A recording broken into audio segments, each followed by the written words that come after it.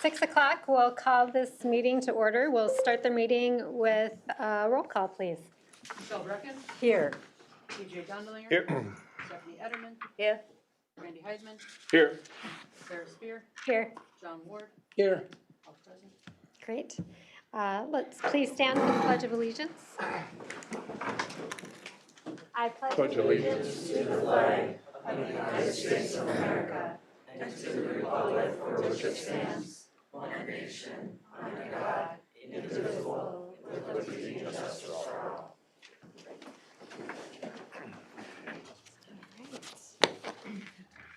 We will take a motion to approve the agenda.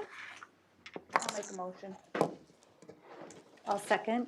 We've got a motion by Director Edelman, a second by Director Brecken. Any discussion?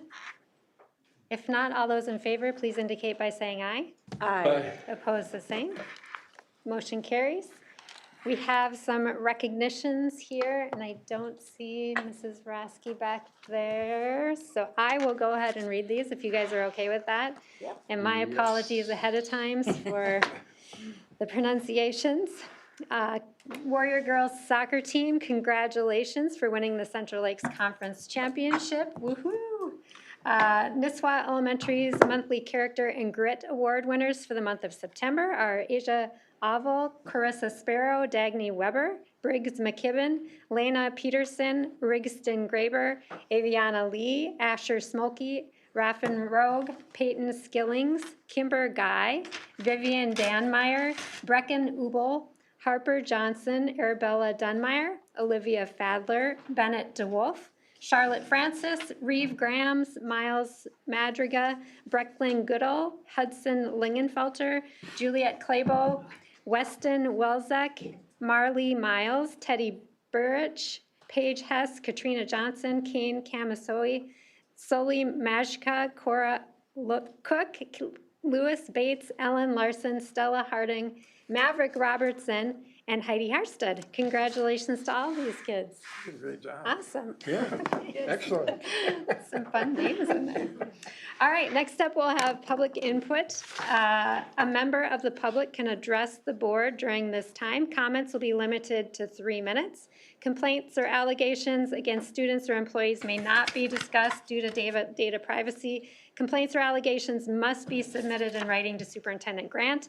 The Board of Education and the superintendent will not converse with guests to address the topics discussed at this time. All right, first up, we have Eli Borg, please. Welcome, Eli. Hello, board members. Good to see you guys again. I see on the agenda here, one of the topics for discussion is changing this Brainerd High School's class schedule from a 7-period day to a 6-period day. And I'd just like to address how a 7-period day has impacted my life with different electives I've been able to do. Specifically, I'd like to point out the work experience class under the business teacher, Mr. Brainerd. I've been able to do some wonderful internships and job shadows that have impacted what future career paths I would like to go down. So after the meeting, if you have any questions on the internships and job shadows that I have done and the different experiences that other kids have done that have helped them decide what they want to do. I'm 18 and high schoolers, we know every adult we talk to, what do you want to do for work? What do you want to go to college? It's a hard decision. And if we're just only allowed to do our core classes, our required physical ed, music, it's hard to fit in those other electives that let us explore what we want to do, whether that be accounting like I did, personal finance. I'm taking a foods class because I don't know how to cook and it's something important I need to know. And I put that on myself because I know that it's an important life skill. And that's what other students are doing as well, whether that be a gym class, something they look forward to. A lot of kids look forward to ag classes, welding, shop classes, because that's something they want to do in the future. It helps them stay in school, a class period they're excited to come to school for. I'm sure, I know Director Ward saw one of my classes, an elective I chose. And I think when you come into the classrooms, you'll see how excited students are for those electives that bring them joy or something they want to do as a future career path. So again, I implore you guys to come into the Brainerd High School, see the different exciting and positive electives that we offer. So I know this is just a discussion, but I hope that you really do reach out to the students. I know the price tag may look awesome to you guys. Oh, we're going to save that amount of money. Is it worth taking those different opportunities away from students, though? So I look forward to the different conversations I will have with you guys. And please ask me any questions that you have about my personal experiences. Thank you much. Thank you, Eli. Next up, we have Daryl Peterson, please. Welcome, Daryl. Thank you. Thank you, board members and superintendent, for the opportunity to speak with you.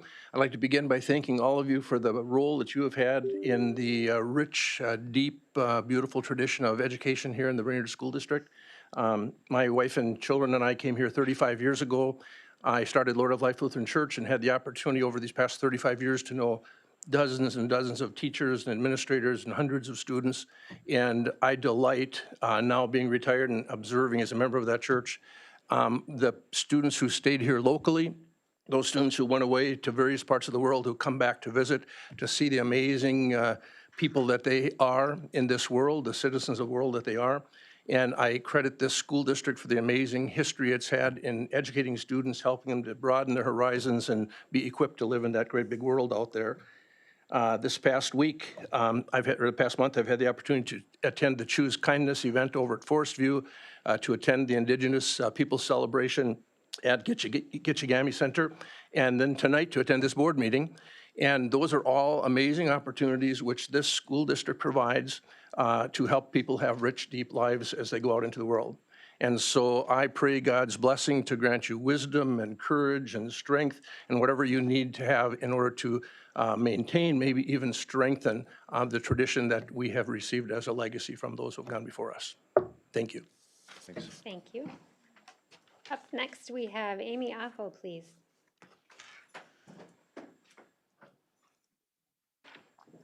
Welcome, Amy. Thanks. Good evening, Madam Chair and members of the board. My name is Amy Aho, and I have been a speech-language pathologist in the district for 25 years. I want to take a moment tonight to share how essential the Paul Bunyan Cooperative is to the work I do each day, and more importantly, how it directly benefits our students. Every single day, I rely on the expertise and support of the Paul Bunyan Co-op staff. When I have questions about special education law or due process, I can quickly reach out to our cooperative's directors and coordinators who are compliance experts. Their guidance ensures we are following procedures correctly and protecting students' and families' rights, something that is critical in maintaining trust and compliance. I also work closely with our Augmentative and Alternative Communication, or AAC team. They provide support with communication devices for students who are nonverbal or have significant speech challenges. In addition to AAC, this team supports special education teachers explore possible alternative technology options so all students are able to access the curriculum, which is a legal requirement to address in all individualized education program or IEP meetings. Their specialized knowledge allows us to identify the right tools and strategies so these students can participate fully in the classroom alongside their peers. The third-party billing staff play another vital role. They help us navigate the complex process of submitting for Medicaid reimbursement, ensuring the district receives appropriate funding that we can reinvest in in services for students. In addition, our school psychologists, physical therapists, occupational therapists, audiologist, behavior consultant, low incidence coordinator, physical impairment specialist, blind vision teacher, and autism spectrum coordinators provide direct and consultative support that is essential for our students' success. These professionals bring a level of expertise that most districts our size simply could not sustain independently. Because we are part of the Paul Bunyan Cooperative, I have access to a team of specialists who not only support students, but also build the capacity of staff. The the collaboration strengthens our ability to provide high-quality, legally sound, and student-centered services every day. In short, the Paul Bunyan Cooperative allows us to meet the diverse needs of our learners efficiently, equitably, and effectively. Without that daily partnership, the level of service we provide and the progress our students make would not be the same. Thank you for continuing to support our membership in the Paul Bunyan Education Cooperative. It truly makes a difference for our students, our staff, and our schools. Thank you, Amy. Thanks. Up next, we have Camilla Lindholm, please. Welcome, Camilla. Good evening. My name is Camilla Lindholm, and I'm a sophomore at Brainerd High School. As school board members, I would like to take a moment to remind you of the oath you took most recently on January 9th, 2023 and January 13th, 2025, when you were elected to serve our district. In that oath, you are to establish a structure and create an environment designed to ensure all students the opportunity to attain their maximum potential. Furthermore, you must strive to work together to lead the district towards fostering excellence for every student in the areas of academic skills and knowledge, citizenship, and personal development. As a student who attended the AGIT program for 4 years, I know firsthand how important it is to be challenged and supported to reach your maximum potential. Prior to the AGIT program, I had a wonderful kindergarten teacher who was willing and able to go out of her way to find more advanced work for me. However, being in a class with students of differing abilities, I wasn't my teacher's top priority, nor should I have been. Although I was academically successful, I wasn't academically challenged. Once I entered the AGIT program, I was pushed to new limits. I had finally received the opportunities fit for me. AGIT allowed me to attain my maximum potential during my elementary school years and set me up for success in middle school, high school, and beyond. Cutting the AGIT program would deprive hundreds of future students of their ability to reach their maximum potential. We all know that success in academics is closely tied to strong relationships between students and teachers. If class sizes grow, those relationships become harder to build. That means less trust, more students slipping through the cracks, and an increase in behavioral challenges. And outside the classroom, extracurricular activities like athletics, student council, Unified Warriors, and more teach us skills we'll use for life: teamwork, confidence, problem-solving, time management, and perseverance. These are the foundations of good citizenship and personal growth. Cutting these programs at any level would weaken student leadership and reduce the sense of unity that makes our schools so special. I once again want to take you back to the oath you have taken as school board members. You are to serve as education's key advocate on behalf of students and our schools to advance the vision for our schools. I ask that you keep the students and our schools at the forefront of your minds as you make decisions that will affect our futures for many years to come. Thank you all for your time. Thanks. Thank you, Camilla. Up next, we have Mike Stanek, please. Welcome, Mike. Hi, evening board, Madam Chair, Superintendent Grant. My name is Mike Stanek. Most of you know me as a parent of 3 in the district, avid supporter of education, and current member of the District Advisory Committee for Garfield Elementary. First, let me say that I'm thankful for those that advocate for our educators, administrators, and support staff. All 3 of my children benefit from a 504 plan or IEP within the district. If you don't know what that is, it's parameters put into place to assist education of students who may need adjusted accommodations, to include but not limited to staff. However, the support is not present currently due to reduced financial support for those staff. Superintendent Grant, I haven't personally been able to meet with you throughout your tenure here, but I want to apologize for the dysfunction of this current board. Your short time here has been very impactful. Whether you believe it or not, it has been. It's been refreshing to witness your passion for youth, their education, and your willingness to lead with both empathy and honesty. Many in our community recognize and appreciate your servant-style leadership and maturity amid the divisiveness surrounding the board. As one citizen stated last month, the quality of applicants for any leadership position in this district will continue to decline as long as the board remains dysfunctional and fails to support its administration, educators, and community stakeholders. To the board. Some of you believe the loss of hundreds of students was because of mass and parental choice during COVID. Yet now you're taking that same choice away from the community by not allowing stakeholders the right to vote. How hypocritical. I once was a proud champion for this district, even running for school board in 2022. Now I find myself considering pulling my children and selling my home because of the selfish manner in which some on this board operate. My career allows me to witness firsthand the incredible work that our educators and staff who show up every day despite the lack of support that they receive. They deserve better. Politicizing our local district with national narratives is irresponsible and dangerous. It divides rather than unites. You want to get to the root of the problem? Well, nearly a year in, what have we learned? This isn't a personal business venture, it's a public trust. If you truly want to get to the root of the problem, step into our classrooms and see for yourselves how teachers are doing everything they are with what little they are given. My work takes me to school districts across the Brainerd Lakes area, and sadly, this district has become the laughing stock of the region.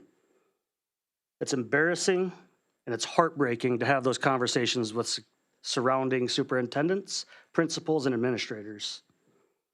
Common sense has become uncommon. If our community wants the opportunity to financially support our schools, why wouldn't we welcome that? Let them vote. A levy won't fix everything, but it will ease the burden and provide resources that directly impact reading, writing, and math. The very basics you claim to support and ran most of your campaigns on. Again, how hypocritical. The solution is simple: collaboration, not confrontation. A balance of reasonable cuts and an approved levy will move us forward. I'm always available to talk. You all know how to get a hold of me. Thank you, Mike. All right, up next, we have Esme Malloy, please. Welcome, Esme.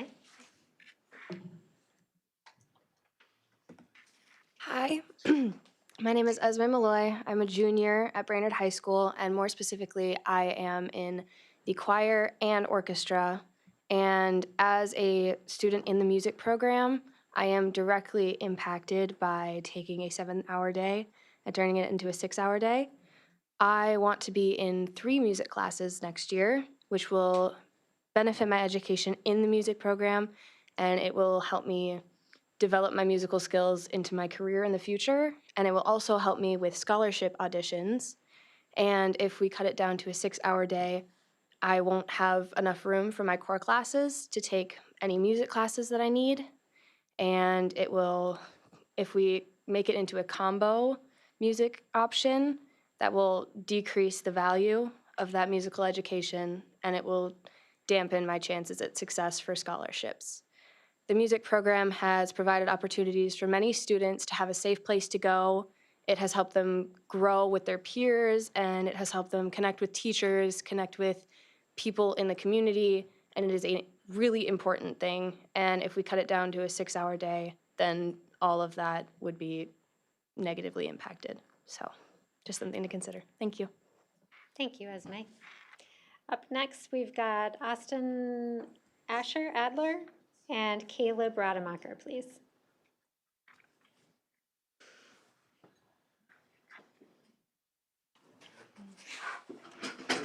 I got a mic. Thank you so much. Welcome, you two. Thank you so much. Hello, thank you for letting us speak here today. I'm Caleb Rademacher. And I'm Austin Asher. And we're here just to share with you some concerns we have for changing our school day from a 7-day period, or from a 7-period day to a 6-period day. So we are concerned about how it's going to affect us students, and we are worried that they are going to miss their certain opportunities for careers. So we have a vast amount of year-long courses. Could you try again? I'm so sorry. Sorry about that. Now I'm off my. We as a student body are worried that we're not going to be able to fully take part in all of the year-long courses that we are provided at the high school, such as our band, choir, orchestra. Those are all year-long courses that are allowed. Our language courses are all year-long courses, and most colleges do appreciate you having 2 years of college. So if we are moved down from a 7-period day to a 6-period day, we may not be allowed access to all of the band, choir, orchestra that we may want, and in a language class, while also pertaining to all of the core classes that we need as well to graduate. So we are concerned and worried that if we don't have those, how are we going to be able to fulfill our careers in college and beyond? Yes, I would agree with that. And I would like all the students here from Brainerd High School to please raise their hand. So as you can see, we have a lot of support here today for this specific issue. I would like to add to what Austin said. It's not only the arts that are truly impacting people with our electives. It is also like their intro to engineering and design classes, engineering class, welding, metals and motors. All of these key classes are something that people are actually going to fulfill in their day-to-day lives versus maybe taking an English class that they will never use again. So what I would say is that electives are just as important as core classes, and having enough time to fit every single one of those electives that's important to you in your future into your school day and into your schedule is very important. I know that if I weren't given the opportunity to have a 7-period day, I probably wouldn't have taken the full year Intro to Engineer and Design course, which for many people, not personally myself, has impacted their career decisions, including people in this room right now that I know. So that's what I would like to say about that. I know there's been a lot of focus on the arts, but there's a lot of electives like what Eli Borg had to say earlier that are focused on trades in your career as well. So thank you. Thank you. Thanks, Austin and Caleb. Up next, we have Kate Morsch, please.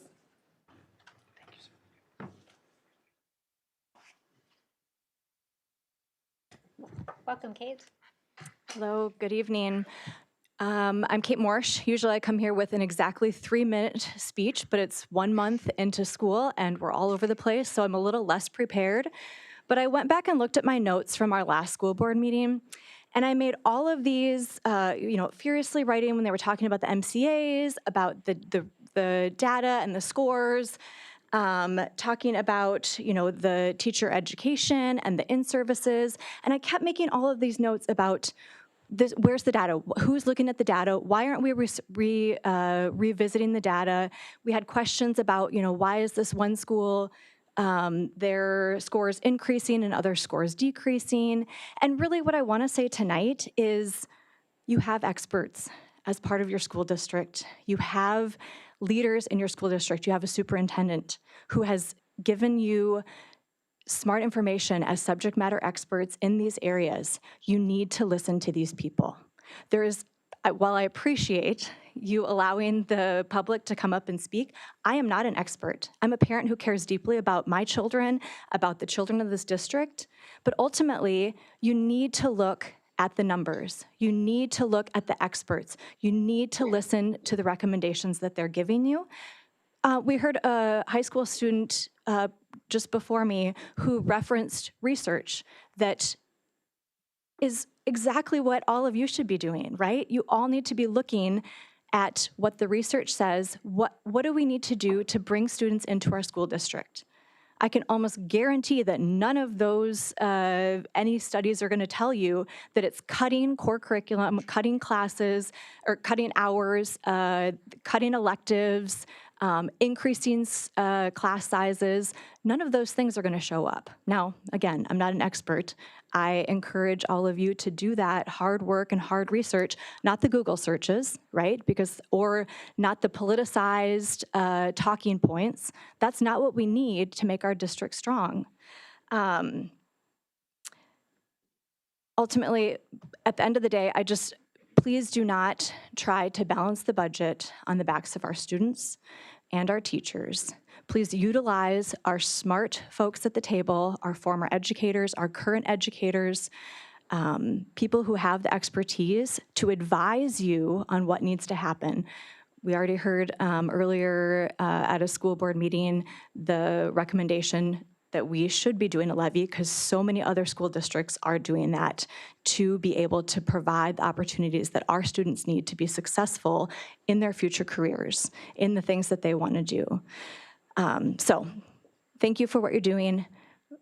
Please continue to utilize your experts in the school district and the teachers that are here. Thank you. Thank you, Kate. Well timed. All right, last but not least, we've got Cameron Mull, please.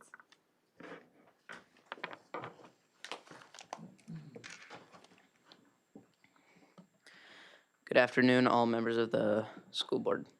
My name is Cameron Mull. I am a sophomore at Brainerd High, and When I first heard about all the things that are going to be changing to school, I was almost extremely heartbroken. I am a very gifted kid, and I am in 3 AP classes this year, and I am already basically planned out my schedule to take at least almost 11 in my entire school career. With the shortening of the day going from a 7 period to a 6 period, I might not be able to fit any of those in. My dream college is a very prestigious college, and I'm trying very, very hard in order to impress them. And the shortening of the days is cutting back on all of the potential that I'm given and many other students just like me. Another thing, I'm also in orchestra, just as Mia has said, as she's been impacted as a music student, I am too. I've also been a child of music almost my entire life. I was thinking about changing my schedule in order to try to fit another music class in, but soon trying to readjust it for the 6 period day. That simply could not happen. I was also looking into engineering too, and that would be impossible also. I know it may seem like a really, really expensive just to try to fix it, but why just quit? Why just stop? We need to at least try. We can't give up. Our students are very important here. No matter what anyone says, no matter what anyone thinks, the students are the youth of America and are the people that we need to rely on. So I really would like anyone basically to just listen to any of the comments that have been here, and hopefully that something can spark any sort of creativeness throughout this entire meeting to hopefully make sure that our 7 period day is saved, to make sure everyone can have the perfect opportunity that they can at Brainerd High School. Thank you very much. Thank you, Cameron. All right, next up, we'll look for the approval of minutes from our last board meeting. Oh, my God. Second. We've got a motion by Director Edelman, a second by Director Ward. Any discussion? If not, all those in favor signify by saying aye. Aye. Opposed, the same. Motion carries. Next, we'll take a look at the consent calendar. I'll look for a motion to approve. Madam Chair? I'd like to pull out of this consent calendar a discussion on staff changes and leaves, and have it as a separate topic at the end of the meeting. Is there some kind of motion attached to that, or just a discussion? I'm not following. I thought we can just, if Just somebody pull wants to something pull and have a something, and discussion we on can it? discuss a Okay. discussion later, yeah. Yep. Okay. We will add that as under new business, number 5. Does that work, Kelly? Okay. All right. With that change, we'll look for a motion. So moved. Second. Got a motion by Director Heidman, a second by Director Dondelinger to approve the consent calendar with the removal of staff changes and leaves to add later in the agenda. All those in favor signify by saying aye. Aye. Opposed, the same. Motion carries. All right, up next, we have a presentation. Director Christina Lundgren is going to walk us through site improvement goals. Nope, did I skip one? Nope, you are correct. Okay. And I'm going to introduce, and then we have our principals joining us, so.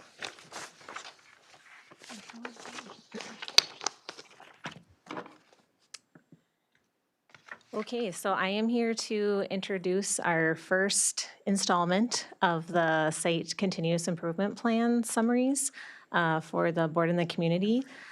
We will have 3 at this October meeting, 3 in November, and then the remaining in December. Just a quick overview of our process. So each year, sites set goals for their building in the purpose of improvement. At the end of the year, this year in June, they met as a team to review their goals and the progress towards their goals. and did some conversation around whether they met their goals. If not, why not? And then they set new goals for the upcoming school year, one of which is a literacy goal. And then they developed a plan of action as a team as to how they would work towards successful completion of that goal.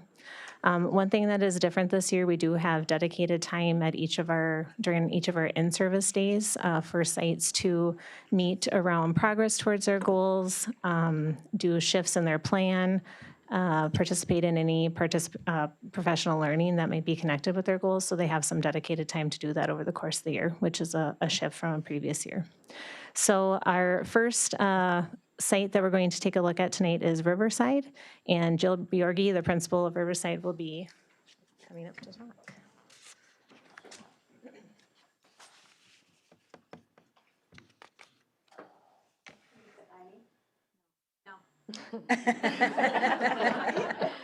Welcome, Principal Bjorgi. I am on my own. I thought we were a team. We don't fight. Except for when it matters. No. Good evening. And I really appreciate you taking the time to let us share what's happening in our schools in terms of data. I promised I would keep this short and sweet, and if you know me, there's not much other than my height that I keep short when talking, especially about data. Data is critical in our system. So when you look at this, we are based on our goal from last year. It was a heavy focus on our fourth graders. So it was a group of kids going from third grade to fourth grade. We did not achieve the goal we had set. I could, again, talk with you about the 5 million variables about why we did not grow. That being said, there was growth. Again, not that you can see in this data.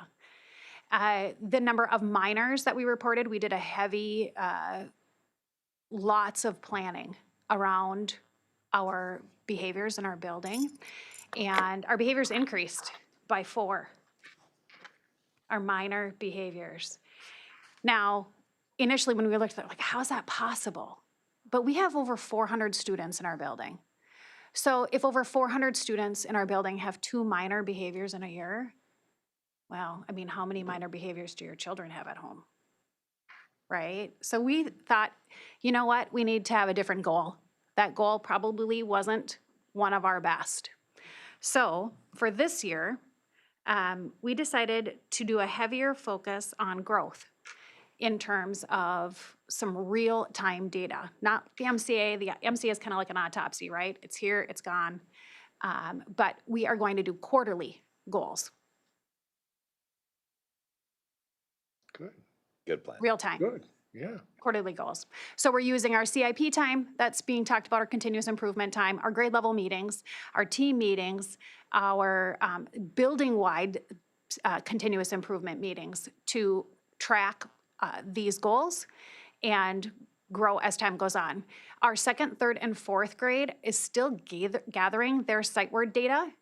They already met their goals, which was a good problem to have. So they set goals in August at our CIP time, and when it came time to acquiring the data, they had met the goals they had set. So now we're moving from reading high-frequency words to writing high-frequency words. And it takes a little while to write 400 high-frequency words. So we're still compiling that data. But like I said, it's all in real time. I'm having regular meetings with the teams. I think the really important part about this work is, yes, we want to see student achievement. It's critical for us to see it. We want to see growth. I cannot say enough about how proud I am of our Riverside family, both staff and students, the amount of time that they're investing in learning and working to achieve goals, not just these goals, but goals that they have set for themselves personally, both students and staff. It's very inspiring that in the climate of where our district is at right now, they're choosing to stay positively productive and focus on the kids and do that good work. So I would love to meet with any of you to discuss all of the variables about why our data looks the way it looks. So please feel free to set up some time to meet. Do you have questions for me? No question, Principal Bjorgi, but just a note to thank you and your staff and your families for the awesome bingo night. And it was great to see the families together, having fun together. The literacy that was provided that night, along with the Forest View Kindness Night also were remarkable. So nice job on that, thank you. No, thank you for coming. And there was a bunch of us there Yeah. that were able to participate as well, so. Yes, it was spectacular. You are always welcome at Riverside. Thank you. You're welcome. Thank you.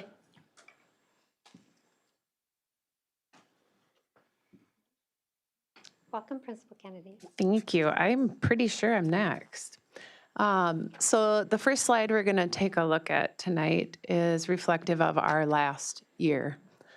I'm going to honestly tell you on behalf of the Garfield Elementary staff that we have some data that was astounding to us. We have spent a lot of time reflecting since our MCA test results came in and trying to figure out how other data points we have that indicated 50 to 60% of a group of children should have passed a test yielded us results that did not show that.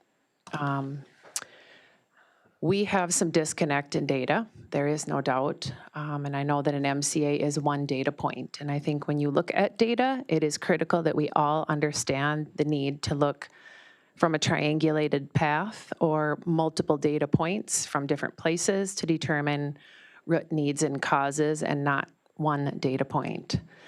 So as we look at last year's goals, we can see we were working hard to have a predictive growth rate or a test increase in MCA proficiency from 49 to 55. Rolling into that test, all of our FastBridge data said we should achieve that. Unfortunately, you can see our results in reading. Third grade, 18% of our learners passed. Fourth grade showed 51% of our learners passed, which yielded us an average of 34.5%, which was certainly not on track. With regard to math, we also in third grade saw a 25% proficiency rate, and in fourth grade, 42%, which yielded us a 33.5%, which was again not on track. We know that our children have isolated skills. We know that they have foundational skills. What we are struggling to see them put together on their own in an independent manner on a very high stakes test is the ability to keep their focus and work on really long multi-step problems over time. An MCA test does ask for application level learning, which is not the most basic level, which requires kids to take the skills they have acquired and apply them towards other problems with different strategies. And we know that that is an area in our growth plan for this year that we hope to be building a better foundation for, providing children the opportunity for that independence and giving them that chance to learn those mistakes from their own opportunities and challenge, and not as much whole group opportunity where they may more passively be able to participate. Our second goal last year was to increase our staff's understanding of self-regulation skills and strategies instruction. This has been a core focus area for us probably for the last 4 to 5 years, with that goal continuing to evolve and our learning continuing to deepen. Last year, we received some Northern Pines training to help us dig deeper into the executive functioning skills of our students. We were finding that group of third graders and younger were struggling to have the executive functioning skills to manage themselves independently. The organizational skills to manage themselves independently. And that is probably part of our disconnect in our test result, was when they were forced to do some of those things on their own, their ability and self-confidence to do that on their own wavered. Again, we've had lots of conversations about all of that, but we are on track for the pace and path that we are taking with that learning around self-regulation and building those skills and strategies as teachers to better help support our kids. Our last goal last year was around FastBridge implementation. Knowing that we are kind of rolling into, last year was our second year, we were asked to take a look at a report called the Screening to Intervention Report, which allows teachers to see children and how they could possibly be grouped for deeper interventions when they are demonstrating lagging skills. And we had a vast majority of our staff implementing those FastBridge interventions to see and support those gap skills. We felt like we were on track. And rolling into this fall, we definitely saw data hold. Sometimes you hear about a summer slide. Kids, when they aren't practicing things over the summer, data gets a little worse in the fall. We actually showed some of our data paths from last spring's performance in FastBridge, holding those skills through the summer and into the fall. So we were very excited to see some of our fall data. So last year's challenge brought us to one goal, focus for literacy and data. That goal is centered around typical and aggressive growth through the FastBridge system in reading for all learners. An MCA goal kind of targets 2 grades and says, good luck, kids. We felt it is critical for us to take that Read Act training opportunity that we got last year through OLA to implement those strategies and skills and instructional practices that we are utilizing to strengthen our entire foundational system, K4. So this year's goal will be, our current performance right now is 59% of our children in reading and math have the foundational skills and are making the typical aggressive growth goal. Our hope is to grow that to 69% for this end of the school year. Our second goal is, again, a continuation of that student regulation ability, children being able to self-regulate by increasing the staff's knowledge and the application of some trauma-informed strategies and de-escalation practices. So when we meet on the professional learning days that are offered this year, that is our focus, is some trauma-informed strategy learning through some Sourcewell opportunities and resources, and also continuing to deepen our skill set for helping to support children when they are struggling. I would gladly invite you, I think as Principal Bjorgi said, to visit. I believe it is critical at this point in time in our district that you have the awareness of the constituents and their children. I am not sure right now if you know who is sitting in the chairs of our schools and the needs of the children and the families who attend and walk through the front door of our building every day. And I know you have very difficult decisions ahead of you,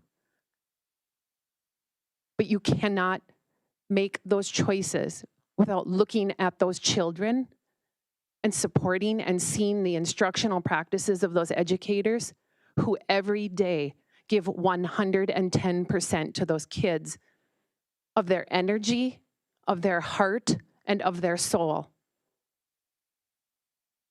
So please do not make decisions without seeing these people and witnessing the excellence that they provide those kids and also witnessing the needs of our children. Brainerd has changed, and you need to meet that need. Are we gonna ask questions, or are you gonna have your soapbox? Well, Please they're gonna be, You're welcome to ask questions. well, I don't know. Do I have to wait till the statement's over, or, I mean, I don't understand. I thought you were coming up here to give us a report. I am. Well, I have a And phone I'm number. also here to advocate for our children. Okay, well, so am I, or I wouldn't be here. That's where I'm out. Oh, that's good, Mike. Okay, See ya. let's have order, please. All right, Director Donnelly, you're welcome to ask questions. What is foundational growth mean? Foundational growth would be that children have a basic set of skills that they can acquire. So as a kindergartner, foundational growth looks like learning your letters, learning their sounds, learning how to write them, learning how to identify that, so they can take that basic skill set and convert that into eventually reading, pairing letters together, making blends, knowing the patterns of vowels as they are met as a reader so that they know which path to choose when they see those new words that they have not seen before. So that's what you mean in your literacy goal? Our goal is centered around typical and aggressive growth, which means that every child is making that year's worth of growth or more. That is our goal for next year. And we currently sit at 59% of our kids in grades K, 1, 2, 3, and 4, sitting at 59% prepared for making that average year's worth of growth or greater amounts of growth in a year. Our goal is to grow that to 69% of our population As the year goes on? by the end of the year. What do you think happened to this? I mean, you got the same teachers, right? You're the same principal. I mean, how did one grade get that? Can we catch them up? Is it possible? Can you do it? We have interventionists working every day to meet the needs of kids who are showing gap skills. We have teachers working every day to build core instruction and classroom tier 1 interventions Do you think it's possible? to get them to 69%, Well, just to get showing a year's worth of growth. That is absolutely why we put it up there. We believe that is possible in our building. Well, there you go.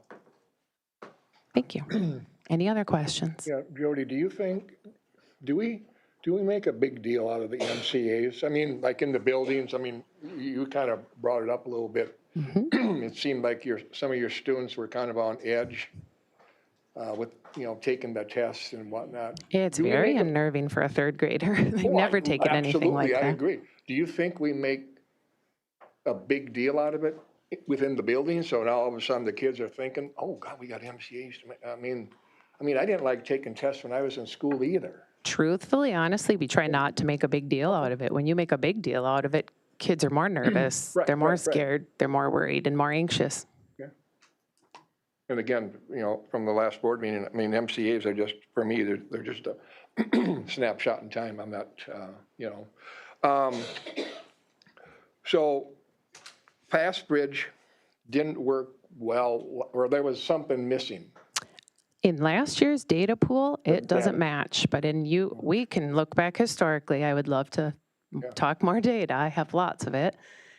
We knew when we were in our previous system that any scores we got through that were a direct indicator and almost a direct correlation to an MCA.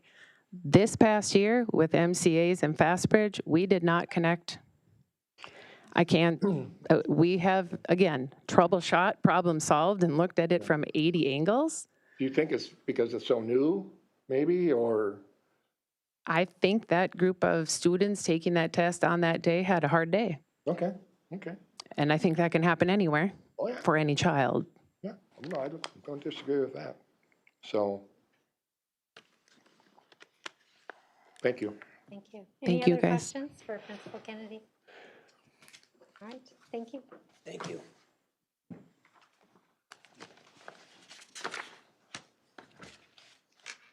Good evening.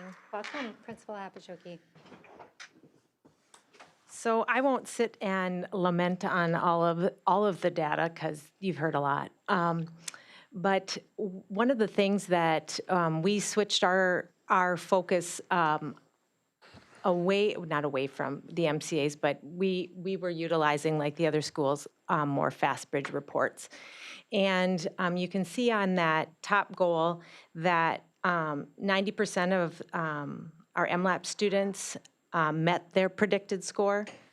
Our Academy 1 and 2, those are our 9th and 10th grade programs.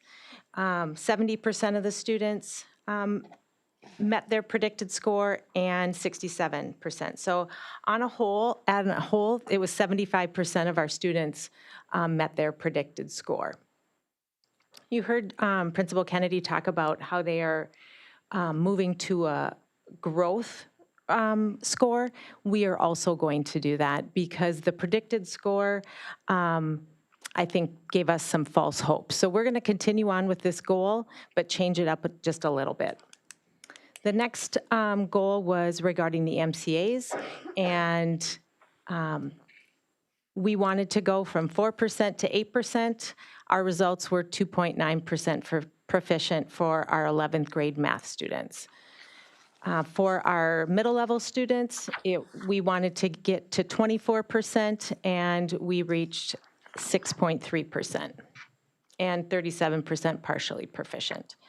One of the biggest focuses of an alternative program is an on-time graduation. So we like to spend our time focusing on that and students being on track for graduation, but also not forgetting about our middle level students that we serve in our building. So one of the goals we had last year was that students were 75% of the students were on track for graduation by the end of the school year. And what that means is that they were earning the credits that they needed in order to graduate in 4 years. So as you can see, 83% of our 9th graders were on track, 67% of our 10th graders, 60% of our, we have, in the, second semester of students' 10th grade year, they can come to the ALC or when they turn 16. So we had a group of 10th grade students that were not participating in our seat-based program. So 60% of them were on track for graduation, and the 11th graders, they were 33% on track for graduation. So overall, that was 61% of the building on track for graduation. We still have work to do there. Our goals looking into next year, like I talked about, we're going to focus more on the growth score, on the group growth report in Fastbridge. We'll continue on with our math accountability in both the 11th grade math and also with our middle level students. And then we're also going to continue to work on that on track for graduation. One of the things I did want to highlight, though, tonight that's not on this information is our graduation rates. And we have, in 2020, our graduation rate was 39.5%, and reported in 2024. The state of Minnesota is always a year behind what we actually have just graduated the class of 2025, but then that data comes out in 2024. I don't understand why. Well, it comes from the state. Neither do we. Right. So, but this year, or last year, the latest report was 50.7%. So we've made some gains in that area. The other thing that I also wanted to share with you that you won't see on an enrollment report is we currently have 203 students enrolled at the Brainerd Learning Center. We typically don't see 200 students until after the winter break or after first semester. And so the reason I looked is because my teachers are like, we're really full. We don't have a lot of seats left. And I said, we'll find more chairs. We got this. So I dug into the data a little bit, and the students that we enrolled in the month of September, we enrolled 42 new to our district students. New to our district, so that means they came from Pequot, Pillager, Crosby, online, homeschool, Eden Prairie online, Minneapolis. So 42 students to us. Typically, we take our referrals from Forest View and the high school, and we did. We enrolled 37 students, new to us students as well.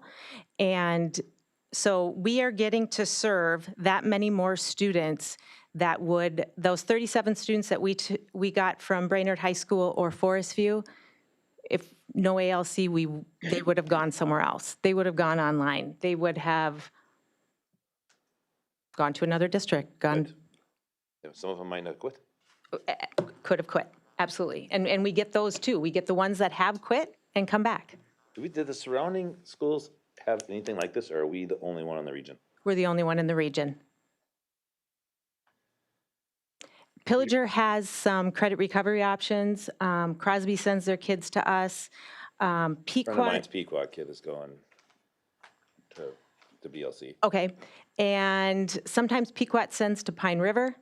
Sometimes but parents can choose. Nice. Yeah, And they know, the other surrounding districts know that we have this program.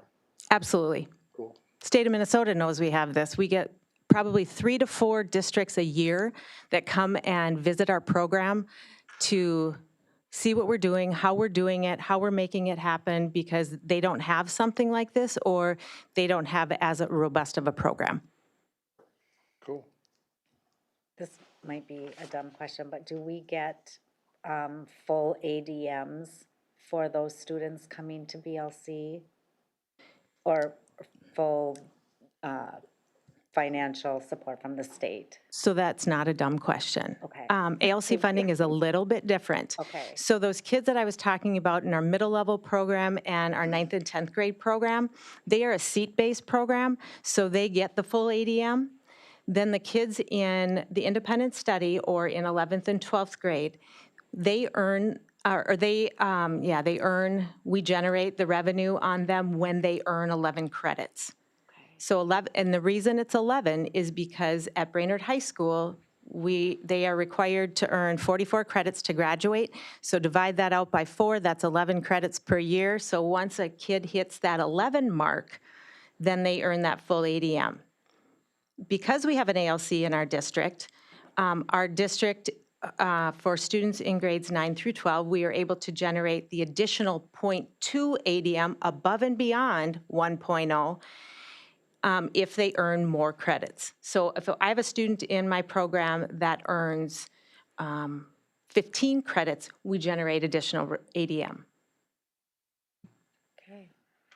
So when you're talking about kids being on target for graduation, as kids come to the BLC, when you had that up, those kids, when they first come to a BLC, are usually way behind.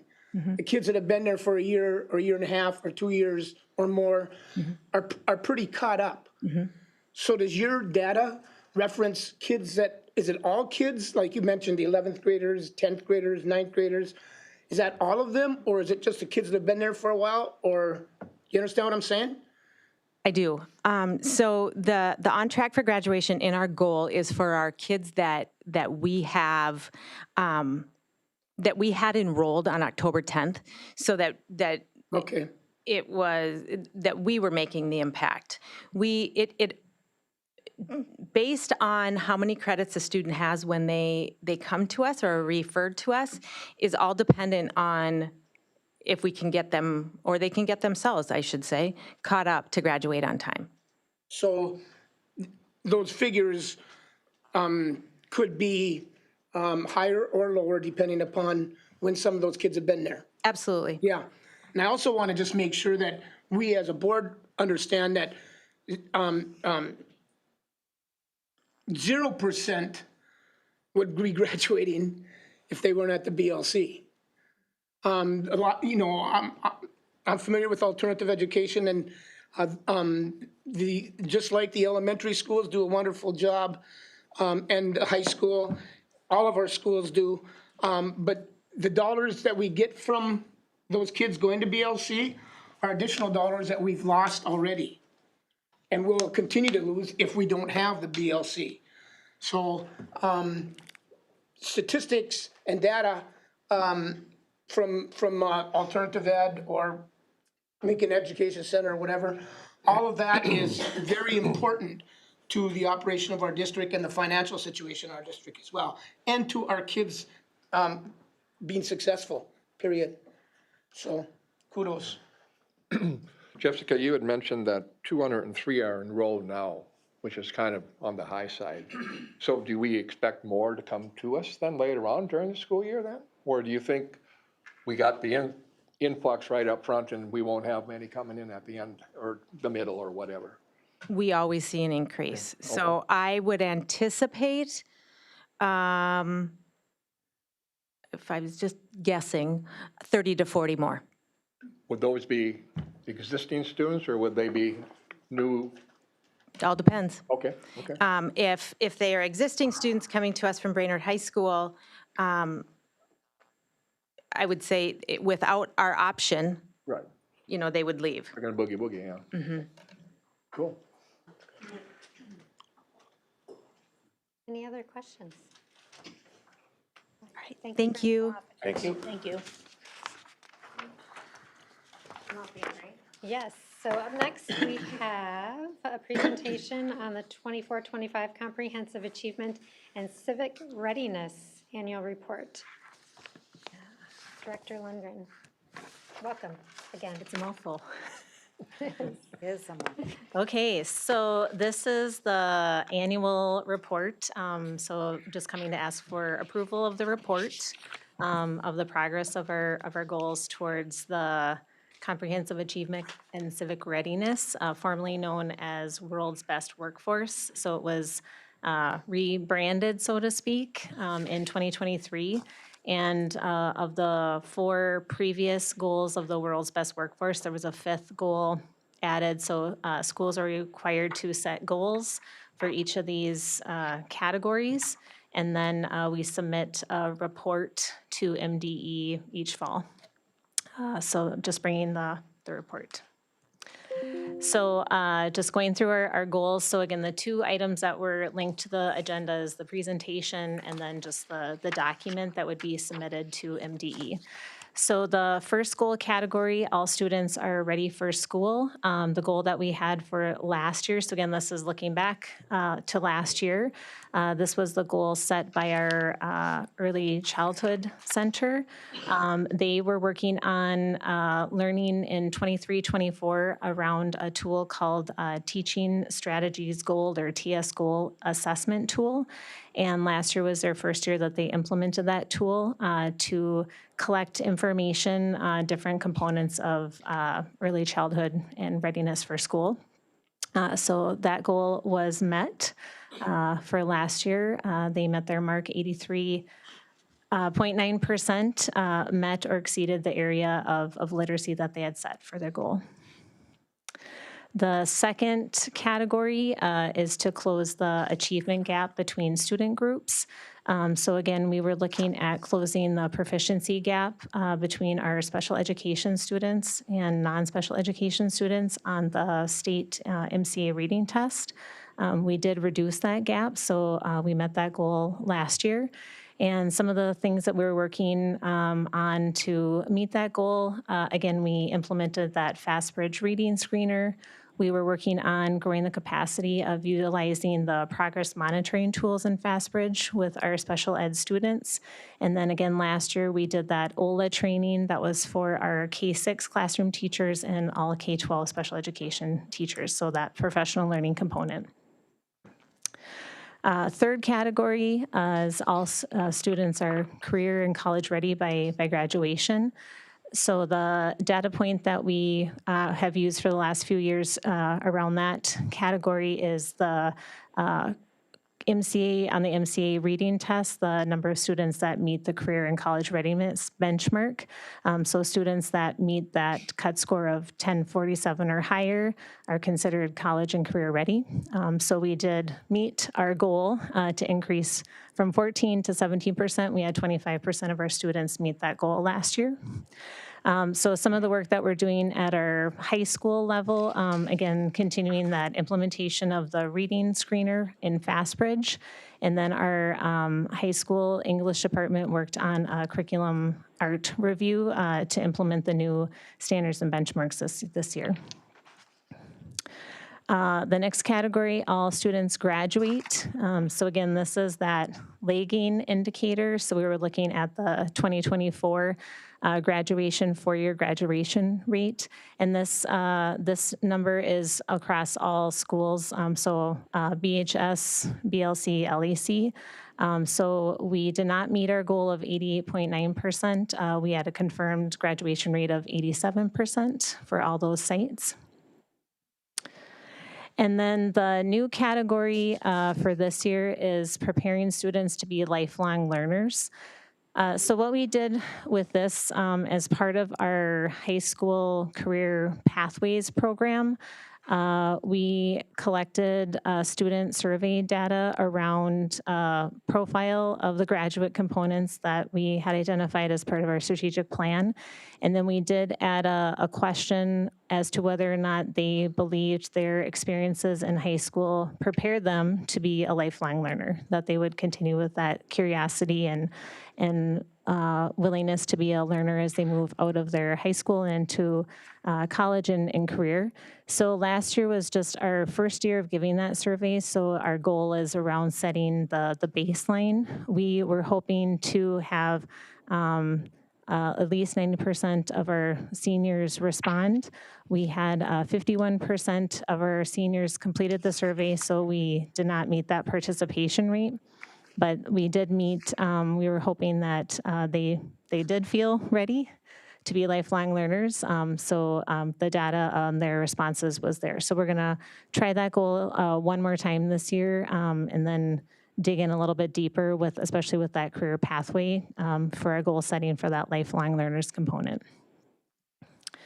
So then our last slide, these are the goals that we've set for this year in our 5 categories. So content-wise, they are very similar. Our Ready for School goal is based on a data point from that TS Gold assessment tool. And then we've just redefined the goal, the outcome data point that we're looking for in those other 4 categories. Any questions?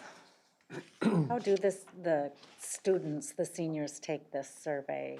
It was a Google form. So we had, over the course of the year during Check and Connect, we had some designated time to do work around the pathway using the School Links tool and then collecting survey data from students. So we used that time to complete the survey. And then we did send it out through email, posted in their information hub, especially for students that were PSEO or maybe not present on those Check and Connect times to try and capture more participation. Christina, I got a couple of questions, and then with all the students graduating, what happens to the ones that don't graduate? Do they come back to 12th grade, or we just send them on their way? And I mean, I was just curious. That is a good question. Yeah. Yeah, I don't know. I mean, I think some, well, so, oh. Jessica. I was going to say Jessica. Oh, okay. Well, some of them go into service, some of them go to work. Okay. Okay. And then I'm a little bit confused on the 25-26 goal for all students ready for school. Back, and maybe I'm not reading it correctly, that happens once in a while.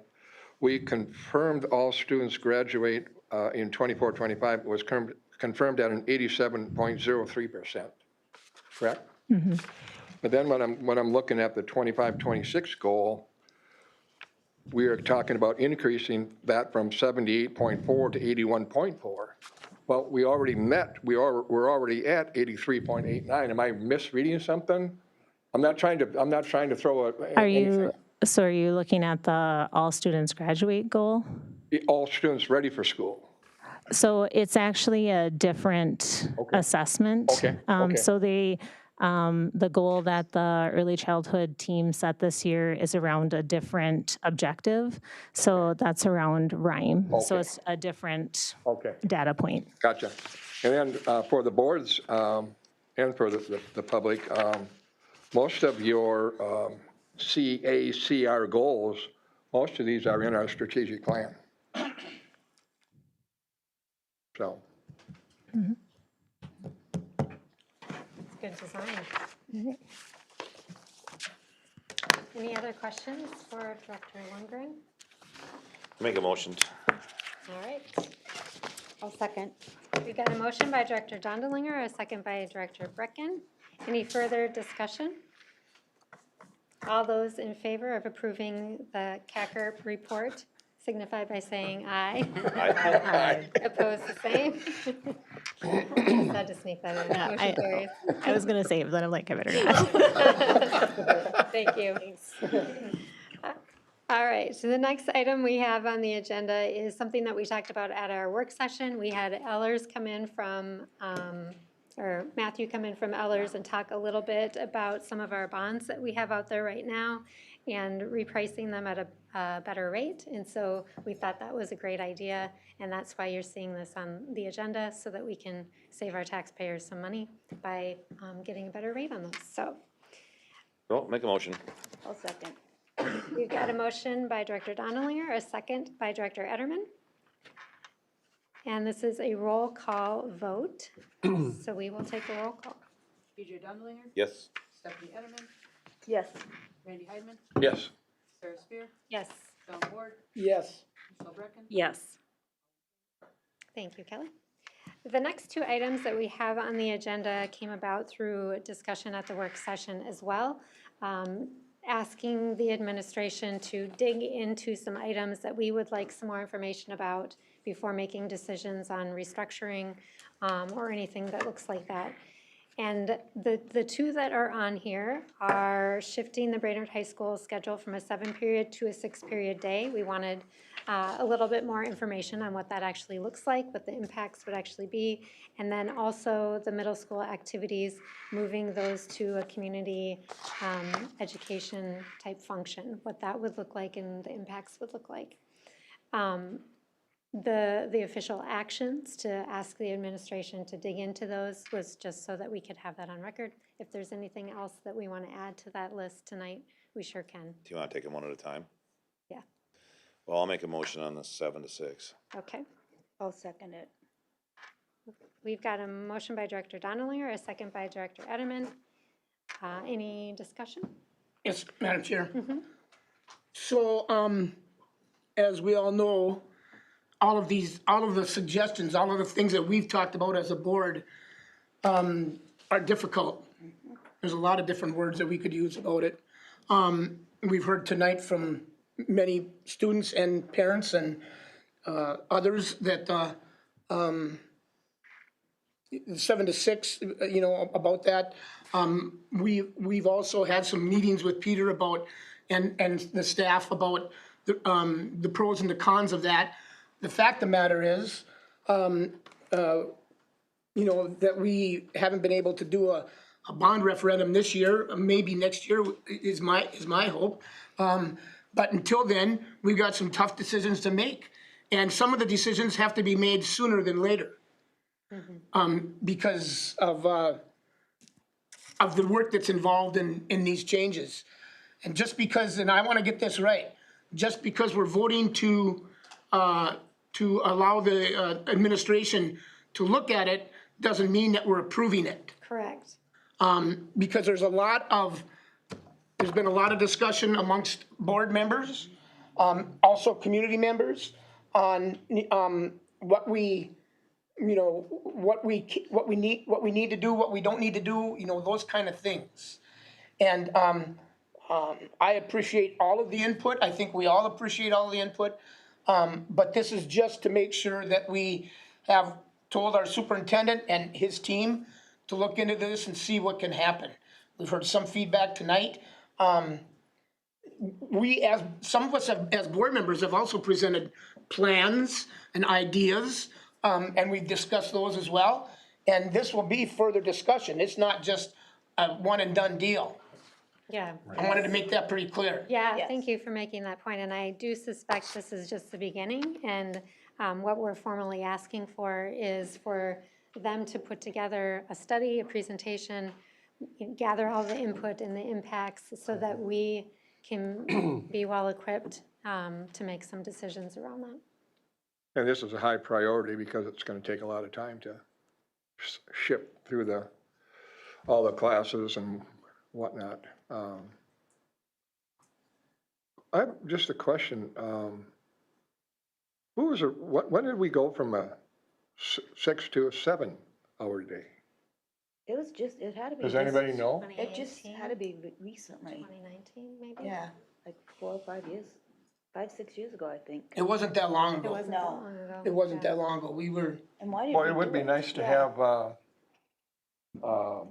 an administrator who was around back then become engaged in this discussion as well. Christina, I think, Christina and I, we just talked about it. It's like between 15 and 17. It's 15, 16, or 17 okay, is what Christina thought. okay. And why did they decide to do it? I have no I idea. don't know. I don't know, Well, but these are all, But I mean, those are good 16? questions. yeah, Okay. 16. you betcha they are. Randy, 16. 2016. Okay, Okay. okay. the idea, as I recall it, was to allow more opportunities in different classes with less time in every class. Obviously, when you go from 6 to 7, you're gonna have less time in 7 classes than you are in 6 classes, which also provides more opportunities. And we heard that tonight from some of the students, that there's more opportunities involved now because of a 7-period class. So that was the reason Okay. that I remember that took place. Is there such a thing as a 6.5-hour day? Oh, Randy, don't start. Oh, no, I'm just asking a question. 30 minutes is 30 minutes. You know, but- Can't get anything done other Okay. than eat lunch. Yeah. All right. 30 minutes. So this is good discussion and more discussion to come, I think, once we've got some more information from administration. Right. So, The other thing too is, we as a board have talked about lots and lots and lots of ways to try to make up Marcy's at 3.2 now? Where's Marcy? 3.2? 2.2 and unassigned. Okay, a $3.2 million deficit. So it's, this is just 2 of them. There's a lot of ideas out there, and people that have been at the board meetings, or even in the community as they read it in the dispatch, there's lots of, and none of them are really good, really great things to happen. But it's what we have to do. It's what we have to do to try to, right the ship until we can get it righted permanently. So this is just 2 of the many, many, many possibilities. It's probably never, just so everybody understands, it's never going back to what it was. The state's not willing to fund it. They keep passing all these things off on the school. Unemployment, family leave's coming this year. There's more things in the pipeline, and they seem to have these ideas, but they don't want to fund the district. And so, no matter what happens in the future, we're never probably gonna get back to the good old days, for lack of a better term, of the way the schools were. And that's not just in Brainerd. I think it's kind of a statewide deal. And who knows, maybe there'll be some change of heart down in St. Paul, and they'll change their ways. But right now, this is kind of what we're doing. all right, any further discussion? Well, not just St. Paul, in DC as well, because the feds in 72 promised us a nice. For 50 years. It's 50 years now, John. Yeah. I don't think we're They're gonna still get not it. paying. So, No. not just the state, but feds as well, Yeah, so Yeah, I wanted to make that point as well. great, okay. All right, we've got a motion on the table by Director Donnerlinger, a second by Director Edelman. All those in favor signify by saying aye. Aye. Aye. Opposed, the same. Aye. I'm opposed. All right, motion carries. Yeah, how does that work? Is that what you're I don't supposed to know, say is aye aye? or nay, or, What are you supposed to say, nay? What are you supposed to say, Bob? yeah, is it aye? So same Is that what you say is sign. aye? Same sign. Last month, I wanted to do the same thing, and I just let it go because I didn't know what to say. But yeah, if we don't tell you how to do it, you can never oppose, so that's good. The next item on the agenda then is asking district leadership to explore the idea of moving middle school activities to community education and what that would look like and what the impacts would be. And again, this is just a discussion. We're not voting to, Correct. Do This anything. is just to have information.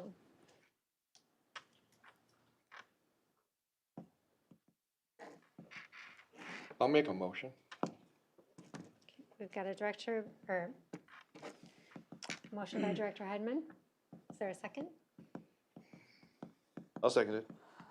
Got a second by Director Dondelinger. Any discussion? This is a big deal in a way too, because if we want to chase families out of our school district, unless we don't get this right, we will lose families, I believe. Sports are a big, athletics are kind of a big deal. Well, this is music too, I think. Isn't it? No. No, Good. it's just I'm glad it's not music too. Jeez. Is So- there any way, just a question for Peter, I guess. Randy, I don't know what you think or whatever, I don't know what anybody else thinks. Is this just gonna be a one-size-fits-all type of a situation? So, for example, is there more of a hybrid thing? Is it like, well, this is how much this is, I've seen the number, what you guys say it costs us. Is there like for half of that, we could maintain? Is that how this presentation will go to us? We're gonna find out. Okay. Oh, I like that better. Okay. Okay, that's good. I mean, I just thought maybe it was gonna be an all or nothing, here's your option. We're gonna look at it all. Good, perfect. Because looking at a sheet that I don't even know if it's current or not, but from 2022, there are a ton of middle-level activities for grade 7, grade 8, 5, and 6. Fall, winter, spring. Got lots of stuff going on. And some of it is offered through Community Ed Now, I believe. All the 5 and 6 stuff is, isn't This it? document says soccer for boys and girls are offered through Community Ed Now. I don't know if if this is up to date or not. And Randy, isn't football like BYAA and basketball BYAA? Not at middle school. I think Well, for maybe fifth and sixth grade, I think fifth it and is, sixth John. might, but I think After you get to grades- seventh, then I think it goes school ball, but I think fifth and sixth, it always was. I mean, football was, Wanna ask Josh? and I think, Josh, what do you got? Yeah, for example, football, sixth grade is through Forest View, seventh and eighth grade are through Forest View. Fourth and fifth grade are through BYA, which is community ed. Okay. That's a little bit different than some of our others because some of our others don't have sixth grade run through the school. And then in some programs, basketball, for example, we have fifth and sixth grade that runs through the school along with seventh and eighth. So it's all over the map a little bit. Okay. how does BYA get funded these days? I mean, I used to always have teams, but I don't have anybody asking me anymore. Is Sports Boosters taking? Registration, I think. Is Sports Boosters? Registration, I think they have a fee for sponsors too, I think. Then Sports Boosters kicks in a bunch of money. Do they? So maybe it's coming through Sports Boosters. They used to kind of have their own thing, but I think that it was smart that they kind of reeled everybody in because everyone was going for the same people, you know? Yeah, true. All right, any further discussion on this item? I do want to say this, Madam Chair. Yeah. We're going to talk about these potential possible cuts. I hope we will also at some point in time discuss, the reserve and just using the reserve to make up for what we are needing to cut. It's 3.2 mil, so if we go to the reserve for 3.2, obviously, that spends that down and puts us not in great financial shape. But that has to be on the table as well. The cuts have to be on the table. And each of us have our own opinion about individual cuts.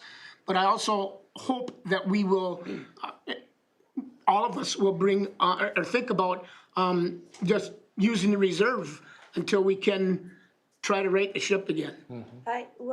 The last 2 years though, we've taken over 5 million out of the reserve. I don't feel like we can keep taking, because if we keep taking, we'll have 3 years left?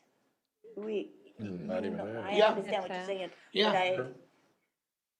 Well, I agree, and We're taking 3 out this year. Yeah. That's done. Yep, for 25-26. So every year that Sarah, I don't know about your first year, but for Michelle, Randy, John and I, every year we've been on this, we've been dipping into the kitty. Yep, I And understand. we I got get lucky that. and got some extra to go back in there, which worked out pretty nice for us a couple times. But I don't think there's any more COVID money coming. All right, we are getting a little bit off topic, so I'm going to reel us back. I don't in think a so, little Madam bit. Chair. I think we're on topic right now. I think, even talking about, we've been dipping it out for the last, which I wish we would have gone for an operating levy this year, but we didn't. So that's water over the dam, so that's why we got to try to, you know, think through the whole thing, and it's a budget thing. I don't think we're out of talk at all, with all due respect, Madam Chair. All right, thank you. Any further discussion about middle school activities, giving district leadership the go-ahead to explore it and give us more information on the impacts and what we're looking at? If not, all those in favor, please signify by saying aye. Aye. Aye. Opposed, the same. Aye. Aye. And I'm not trying to be difficult. These are two items that I want to keep. Noted. Motion pass, Yeah. 4-2. Yep. Okay. Let's move on to, we added a number 5, which was taken off the consent calendar. And that was staff changes and leaves. Before we jump into this conversation, I just want to remind us that we can't talk about staff out loud at the board table by name. Understood. Okay, And that was not my purpose. okay. My purpose was, I seriously think right now with the situation that we're in, Superintendent Grant, I would like to have a hiring freeze for the rest of the school year, unless there is a position that absolutely, positively needs to be filled. I just think, you know, we should take a look at a hiring freeze. And I'm just throwing that out for discussion. That's all it is. How do you determine what position is absolutely necessary and what position isn't? So, I mean, is there some Well, is it a new, okay, criteria? is it a replacement? Okay. Or is it a new position, a Okay. new hire? That might be one criteria. Okay, yep, that makes sense. Michelle, and again, I'm just throwing it out for discussion to get the barometer of the other board members at this point, because we do have, obviously, a budget problem. And why add to it if we don't have to? But I think that's how we're functioning right now, to be honest with you. I think, and I don't want to. Then it shouldn't matter. I don't want to assume, but I think we're scrutinizing hires right now and where and how replacements are new. Does that include additional, like, substitutes? Probably not. No, because, You need, yeah. yeah, I mean, There's so many positions for a substitute, and so we if the, try to fill them, yeah, They're not okay. full-time people. Yeah, Yeah. okay, yeah, that's true. it would be, you know. Okay, you're- I'm just, you're- yeah, trying yeah. to understand here. Yeah, and I agree with you, because yesterday when Michelle and I had our meeting, I brought a couple pages just of all the employees, and just, it was no schools, it was just here and district-wide, to find out what they actually do, and if we need, do you know what I mean? There's just so many people in the district that I don't know what they do, and if they're getting covered by grants. So I do agree with Randy that we just have to have a hiring freeze if it's not in place now. And this might be something that is on the table, and I think we've hired Peter to be in charge of the staffing and to control that. And so if that's something we want to ask him to have more scrutiny over, I think that's fair. But we can't micromanage who's No, doing we what don't, no. and what we're asking them to do. I think We that's, sure shouldn't be adding any, I feel like it's poor management to add positions that we might have to cut next year. I don't think it's fair to the person we're hiring. I don't think it's fair to the schools. I don't think it's fair to really anybody. And I find it, I find it like I don't know what the word I'm looking for is, a lack of caring or whatever it is. I don't understand how we just treat these lives like this and create new positions that we know we're not gonna be able to keep. So I think it's the gravy is what we gotta go after. We can't be raising class sizes, and we're going back to that conversation again. I'll just get off it, but I'm kinda with you, Randy. It's a good idea. Like, we should just kinda like stop the madness. We need to find savings And people have to do it with their personal budgets, and businesses have to do it with their budgets, and schools and governments should be doing it too. I do want to point out, Madam Chair, that, you know, if the kid, we're going through some assessments, I mean, assessments on children happen all year. But if a kid is assessed and found that he or she needs a 504 or a IEP or whatever, and part of that IEP says, you know, that child needs a one-on-one educational assistant, that would be something that we have to do Well, that's different. by law. But I just wanted to make that clear. Yeah. And I think this, you know, on its face, it's a great idea and in theory, and I think in practice, you know, you have a teacher that has to step out mid-year and you're hiring a replacement, you can no longer hire a replacement, you've got an empty classroom. Or if you've got, you know, athletics that are happening in the spring and no coaches for them, we still need to supply those coaches. So I mean, when I look at this list, I don't necessarily see extraneous or extravagant staffing, and I'm hoping that that's happening and trusting that that's happening at an administrative level, and we're not just, you know, willy-nilly. I think I made the comment that replacements are different. I'm talking about new positions, I think. And I trust Peter too. I mean, I'm just raising the issue because we've never talked about it. And we're in a budget crunch, and so something to throw out there. Well, I think that's something we can ask of the administration is to. We have open positions now we can't fill. There isn't anybody that's applying. Are those new positions or replacements? Replacements. Okay. Yeah. Yeah, I think you told me that back in the day there, we'd have a stack of, now the stack is down here for people applying for different jobs, yeah. So. I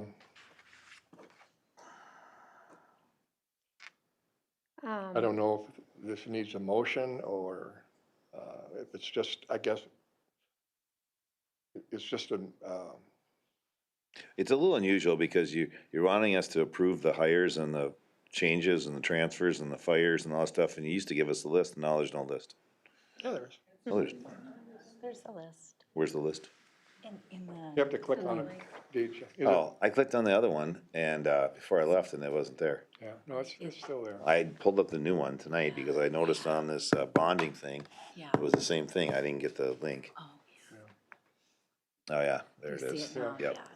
Randy, would you like to make that into a motion, or are you Well, comfortable with the conversation? I think it's more of a comment Okay. and a thought, and I trust Peter that he will make the proper, I think he knows we're not going to go out and hire a whole bunch of new employees for new positions. It was more of a bringing it up and talking about it, I think, more than anything else. Appreciate that. Yeah. Okay. Yeah. Do we still need to approve? We still need to approve then the staff. Oh, yeah. register of staff changes and hires. I'll make a motion, we approve the staff changes. Second. All right, we've got a motion by Director Brecken, a second by Director Ward. Any further discussion? If not, all those in favor signify by saying aye. Aye. Opposed, the same. Motion carries. All right, we will move on to informational from the board retreat update. Just because that was a closed session, we agreed as a board that we wanted to bring a statement forward, so I'm sharing this on behalf of the board. At our recent board retreat, we spent some intentional time working on how we can function more effectively together on behalf of our students, staff, and community. Trust, respect, and open communication were central in our conversations. We agreed on sharing, on shared commitments that we actually have here with us today, such as listening to understand, engaging with care, and remembering our role as a governing body, and we're going to help each other do that. We also identified ways we can strengthen our work, including proving how we share information and hold ourselves accountable. Importantly, we committed to kindness, honesty, and respect in all of our interactions, and I think we did a pretty good job tonight, and to keeping students at the heart of every decision. As we face important decisions in the months ahead, including budget challenges and hiring our next superintendent.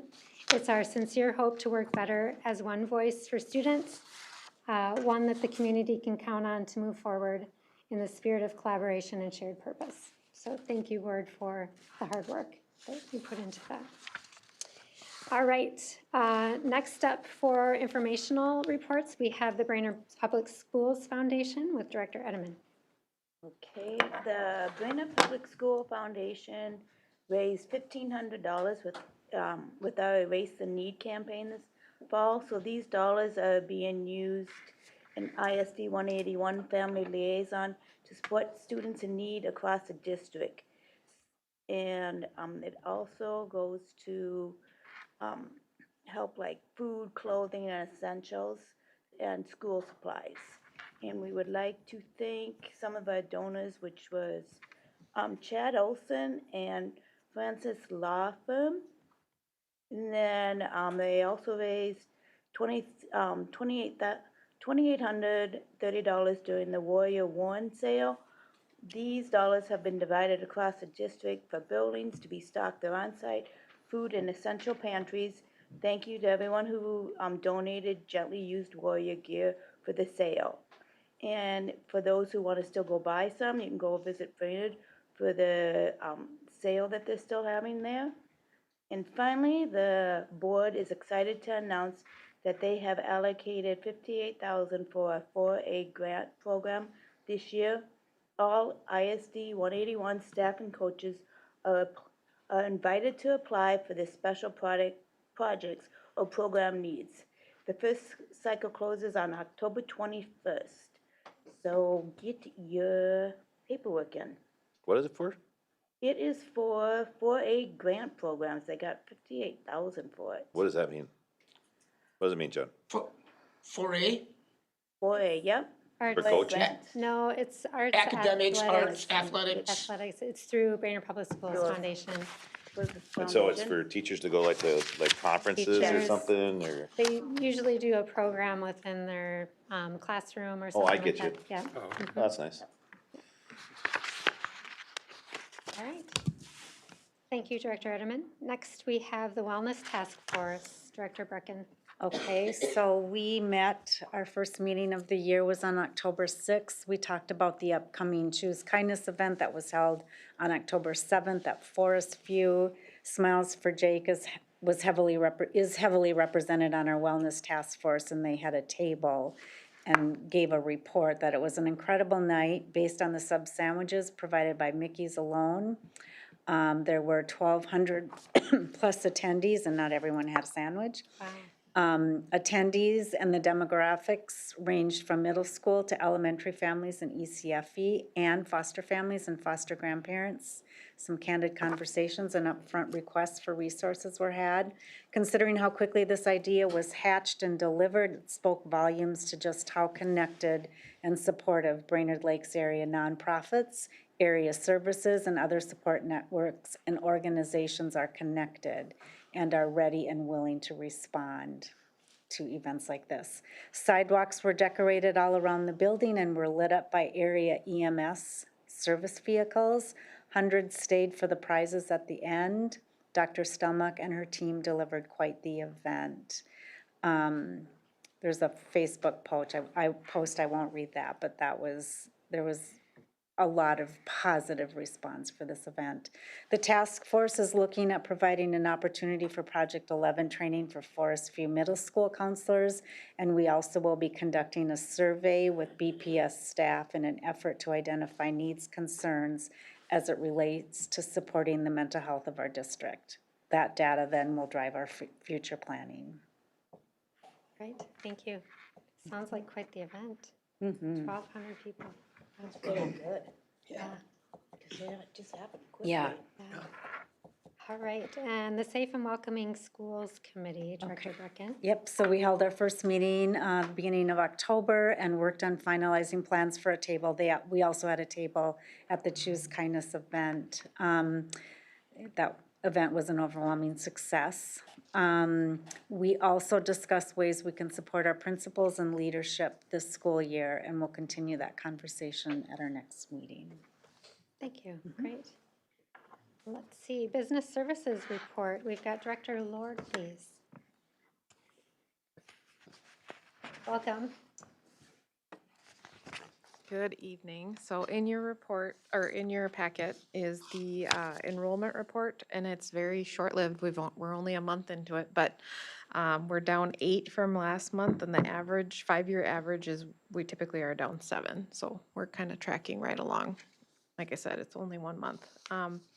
And then the financial report, I just wanted to note, so the building construction fund does look a little strange because we did have a negative amount in 24-25. We booked a payable that was reversed in July, but it's not paid until later in the months. So that's all I have. And I did just, based on your conversation, the 4A grants go to supplies, all sorts of good things that teachers or staff request through the 4A grant process. Yeah. Any questions? Thank you. Thank you. Thank you. Thanks, Marcy. And last but not least, our superintendent report. Marcy and I, yesterday, we visited the Chamber Governing Board. I asked Mike, I asked the board if they would allow Marcy and I just to come and talk to them about what's going on with our funds, our balances, our negative balances, and just do a quick report about what we're looking at for our financial situation. Then we took questions, and they asked a lot of really good questions. And it's interesting because from their perspective, on the business side of things, you look at revenues and deficits differently because it's either selling something or buying something and changing prices of whatever. They realize for us, we're not selling, we're for the most part buying, and that we are faced with different criteria when it comes to how to manage a business, so to speak, at the whim of the state when they're kind of on their own. But they were very kind and attentive, and it was a good time to have an exchange with them. About 10 days ago, I visited the leadership class at the high school. Mr. Fried is the instructor. This is a group of kids who chose to take a class that can help them experience, research, and find out what does it take to be a leader. I spoke to them for about 45 minutes. It was an interesting exchange. The one thing that I encourage them is that whatever their desires are going to be after they leave high school, if they truly want to be successful, they have to have a passion. Otherwise, they're going to be wasting their time. Leaders have to be passionate about what they believe in, what they're going to do, and sometimes that passion can hold you back a little bit, and you have to persevere through it. But it was an interesting group of young students, juniors and seniors, and there will be another class, I think, next semester, but I give Mr. Fried credit for pushing students to think about leadership from a different perspective, where it's for them to be leaders, you know, and it was enjoyable. I got to speak to the student council last week. Some of them were here tonight. And it was about the budget, and I did talk to them specifically about the 6-7 period day issue. And I told them that there's pros and cons, that there's a lot of work to get done. And I said, if you have concerns, you should come and speak to the board. And some of them followed through, which is, I think, pretty cool. Yeah, good for them. Yeah. And then last week, I went to Nisswa for their chalk day, downtown Nisswa. Most of the kids had more chalk on their clothing than they had on the sidewalk. But it was great. But the most important thing that I thought was really cool, the visitors to the community that day, shoppers, they were engaging the kids to ask them, why are you doing this? They were complimenting them about how well they could spell, especially for the young ones, kindergartners and first graders. A gentleman probably spent 10 minutes talking to 2 students about their design they were doing, and he said to them, when do you think you're going to be done? And one of the students said, when I have no more chalk. So it's really hard to sit there and not crack up laughing. But it was really cool, and they were on both sides of the street, and kudos to the Nisswa merchants, first and foremost, because they were encouraging this, but also to the Nisswa students and staff and Molly for coordinating this, because if you don't go there and watch, you really don't know what little kids are thinking about when it comes to chunks of chalk to write with and color with. And even one girl, she had a green dot on her nose. And I said, do you know you have a green dot on your nose? She goes, yeah. And I go, why? I put it there. I said, makes sense to me. So anyway, it was a really cool day, and they had great weather, so it worked out fine. Awesome. Thank you. All right, we've got a list there of upcoming meetings for you to take in, along with 'tis the season for choir, band, orchestra, jazz concerts, so get to those if you can. We've got fantastic music programs at our schools. We also have the regular board meeting and a work session in there as well coming up, so. All right, with that. I think we should duly note that November 13th is a Thursday, isn't it? That's right. Yes, thank you for pointing that out. We were going to note that. That is a Thursday because that Monday Is Veterans Day. is Veterans Day. And then That's we right. need to be in the window just when we set the schedule for the Yeah. election. That's right. Right. Okay, Okay. yeah. Right. That makes sense. Thank you for reminding us of that. Mhm. All right, and we need a motion to move into closed session. I'll make a motion. Second? Got a motion by Director Edelman, a second by Director Heidemann. All those in favor, please signify by saying aye. Aye. Opposed,